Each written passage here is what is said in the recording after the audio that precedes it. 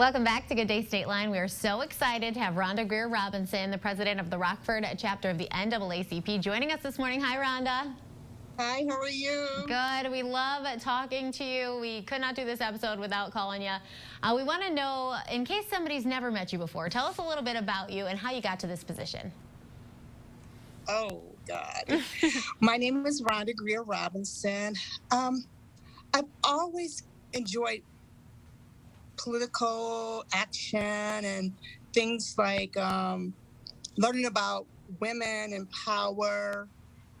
And I decided to run for president for the NAACP.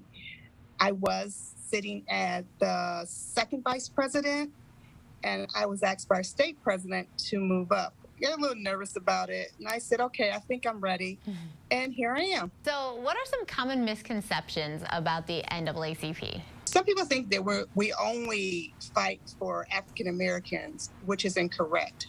We fight for anyone and everyone on the grounds of political, educational, social, economics.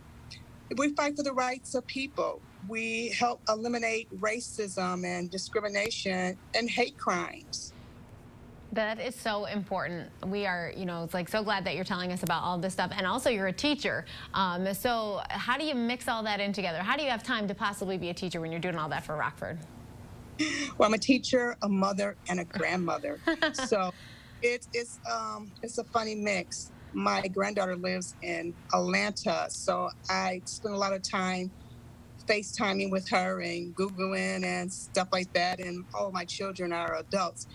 And my 13 children at Ellis Elementary, they work with me. They are very knowledgeable of the NAACP. I told one of my little girls, I said, are you stalking me? Because she's looking me up on Facebook, and she says, you should see all the stuff they say about you. So it's kind of funny as an educator watching your students learn you. Yeah, right. Okay, so we have a couple important questions for you.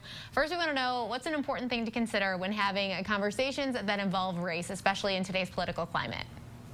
The conversation right now is empowerment, because as just not only in race has always been around. Mm-hmm. It's the narrative of the conversation. Which way do you want to go with the conversation? Do you want to talk about as women, or just as an African-American woman, or just being African-American? One of my favorite things about talking to you is that you are just always, there to answer all the questions that we have. So, that's awesome. I feel like you're a great person for someone to reach out to if they have any questions about how to go about having a conversation in a certain way, Yeah, I was just thinking of the narrative of it. As a Black woman, and of course, you as a white woman, we kind of look at things a little differently, but we're both women. And women, one thing about women, we stick together. Mm-hmm. We stick together. I know sometimes it's been said that when it comes to Black and white women, it's like a power struggle. I don't really see that all the time, but I have.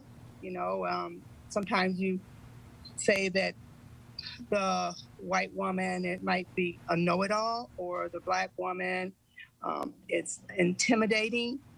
So it's how you put women in Black and white into different categories. Well, Rhonda, we have a ton more questions for you, but get this, we're going to send you them, and you are going to let us know so we can answer them all on Facebook, because we are running out of time. But thank you so much for joining us this morning. We really appreciate it. Have a great one. Awesome. Thanks, Rhonda. Coming up Bye-bye. Next on Good Day State Line, David Ruffin, the curator of the African American Gallery at the Ethnic Heritage Museum, is stopping by. And later, we're tasting granita with Zena from Zamudos. We'll be back in just a sec after the weather.